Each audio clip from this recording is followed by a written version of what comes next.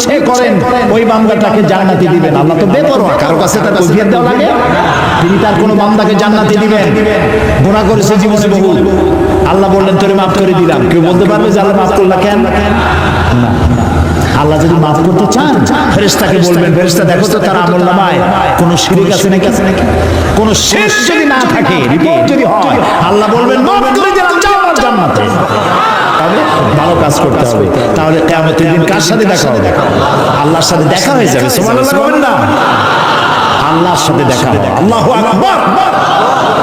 যে অনুষ্ঠানে, জান্নাতের যে অনুষ্ঠানে আল্লাহ তাআলা তার বান্দাদের সঙ্গে দেখা করবেন,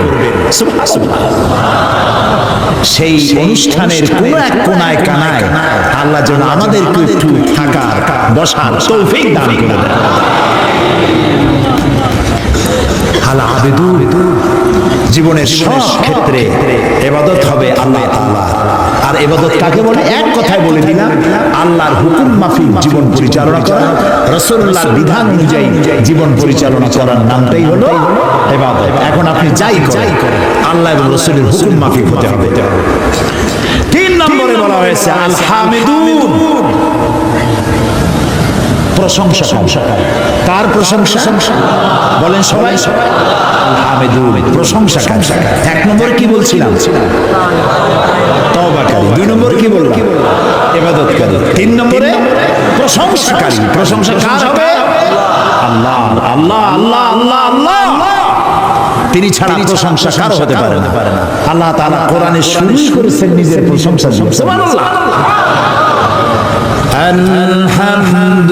আলহামদুলিল্লাহি রাব্বিল আলামিন। পড়েন সবাই, আলহামদুলিল্লাহি রাব্বিল আলামিন। সমস্ত প্রশংসা, যাবতীয় প্রশংসা আল্লাহর জন্য। তার প্রশংসা করবো না তো কার প্রশংসা করবো? কোন হুজুর ফু দিয়ে এক গ্লাস ফাটাইলো? কোন হুজুরে বাংলাদেশে বসে মক্কা শরীফের কুত্তা খেদাইলো? পুকুরে আগুন জ্বালাই দিল? ওগুলো আমার জানার দরকার। এই প্রশংসা করার কোনো দরকার নাই। প্রশংসা করবো আল্লাহ এবং তার রাসূল। এটাই মুমিনের কাজ। আল্লাহর প্রশংসা করতে করতে জীবনটা শেষ হয়ে যাবে মুমিনের।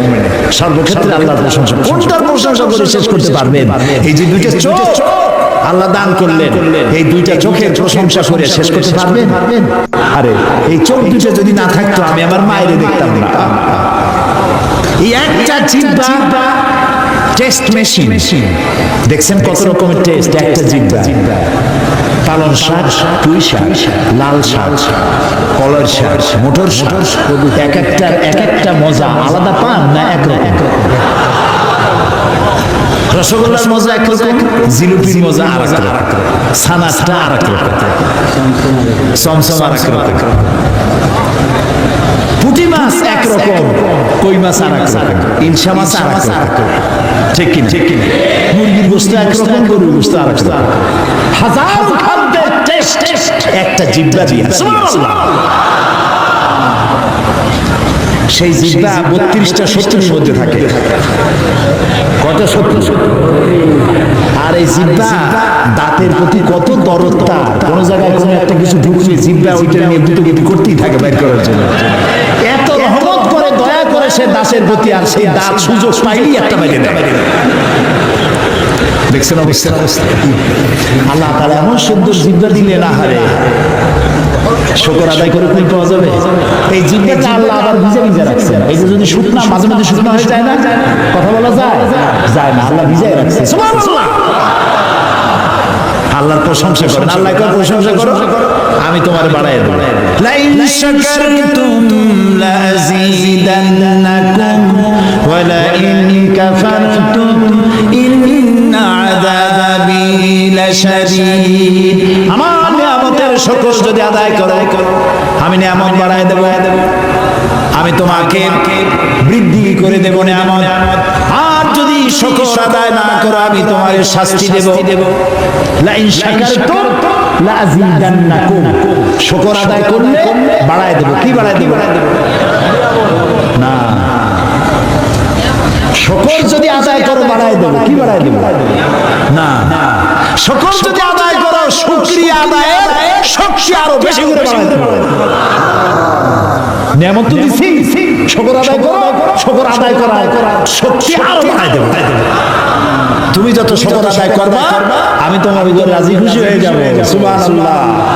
আমি যদি আল্লাহর জিকির করি এখানে বসে, আমরা বগুড়া ঈদগাহ মাঠে এখানে আল্লাহর কতগুলো বান্দা বান্দি একত্রিত হয়ে আল্লাহর জিকির আজকার করতেছি। আল্লাহ কয় ফাজকুরুনি আযকুরুকুম, তুমি আমার জিকির করো আমি তোমার জিকির করব। তো আমার জিকির আল্লাহর জিকিরের মধ্যে পার্থক্য আছে না?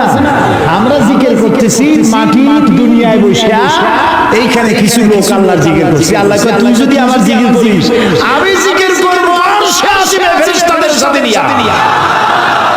সুবহানাল্লাহ। ফাজকুরুনি বিল ইস্তিগফার আযকুরুনি বিল মাগফিরাহ আযকুরুকুম বিল মাগফিরাহ।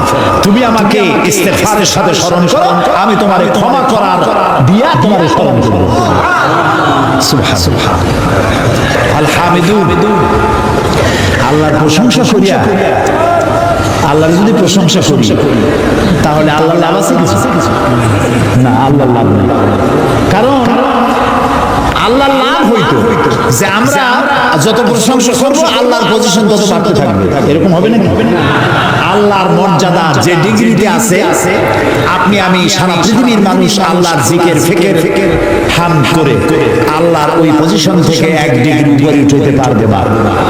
আর সারা পৃথিবীর মানুষ যদি আল্লাহকে অস্বীকার করে, শুকরিয়া প্রশংসা যদি না করে, যে পজিশনে তিনি আছেন তার থেকে এক ডিগ্রি নিচেও নামবে না।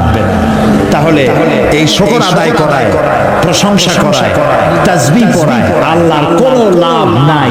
লাভটা বলেন আমার, বলেন আমি যত শুকর করব, জিকির করব, আল্লাহ তত আমার মর্যাদা বাড়াই দিবেন। সুবহানাল্লাহ। এই জন্য প্রশংসা হবে কেবলমাত্র কার? আল্লাহ তাআলার প্রশংসা করতে হবে। সুবহানাল্লাহ। এই যে গাছপালা দেখতে পান চতুর্দিকে, এই গাছগুলি কার জিকির করে? বাতাস তার সংসন শোনে, পাখিগুলি তার কলকাকলিতে, নদীগুলি তার কুলুকুলু নাদে, গাছের পাতাগুলি তার নরমে, যত ধরনের শব্দ আমরা শুনতে পাই সমস্ত শব্দগুলি কোনো শব্দ নয়, ওর থেকে তারা আল্লাহর তাসবিহ পড়ে। সুবহানাল্লাহ, আল্লাহু আকবার, আলহামদুলিল্লাহ তাসবিহ তারা পড়তে থাকে। ওয়ালাকিন লা তাফকাহুনা তাসবিহাহুম, ওদের তাসবিহ তোমরা বুঝতে পারো না। ওরা সব সময় সবাই আমার জিকির করছে, তাসবিহ পড়ছে। আল হামিদুন। সুতরাং তুমি আমার প্রশংসা করো, শুকরিয়া আদায় করো, তাহলে আমি তোমার নিয়ামত বাড়াই দেব। প্রিয় ভাই সব, আল্লাহর এই নিয়ামতের শুকর আমরা যেন জীবনের সব ক্ষেত্রে করতে পারি, এ তৌফিক যেন আল্লাহ আমাদেরকে দান করে দেন। আমরা বলি আমিন। মুমিন ব্যক্তিদের জন্য 8টা কোয়ালিটি থাকতে হবে। 8টি কোয়ালিটি হলে পরিপূর্ণ মুমিন হবে। কয়টা কোয়ালিটি? আজকে আমি 3টা কোয়ালিটির কথা আপনাদের সামনে বললাম, বাকি কোয়ালিটিগুলির কথা আগামীকাল বলবো ইনশাআল্লাহ। এবং কালকে ঈশার নামাজের পরেই আমি শুরু করবো ইনশাআল্লাহ, যাতে করে একটু বেশি সময় নিয়ে আমরা এই কোয়ালিটিগুলি শুনতে পারি। আল্লাহ যেন তৌফিক দেন, বলি আমিন। এখন মোনাজাত হবে, দাঁড়ানো ভাইরা বসে, যত লোক দাঁড়ানো আছে সব যার যার জায়গায় বসে পড়ে, মোনাজাতে অংশ নেন।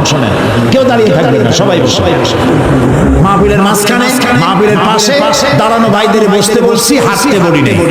আর মুনাজাতের কথা শুনে যদি কেউ হাঁটে, তাকে চিন্তা করা দরকার আল্লাহর ফেরেশতাদের ক্যামেরায় আপনার ছবি কিভাবে উঠবে।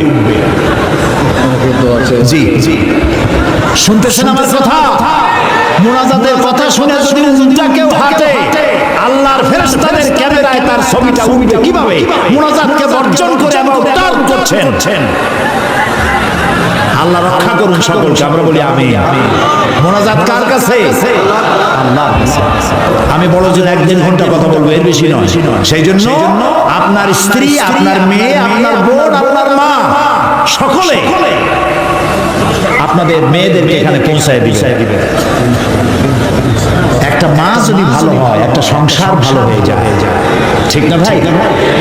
মা বোনদেরকে তাদের তো শোনার সুযোগ হয় না, মসজিদে যাইতে পারে না, কারা যে দেওয়ালে দেওয়ালে লেখে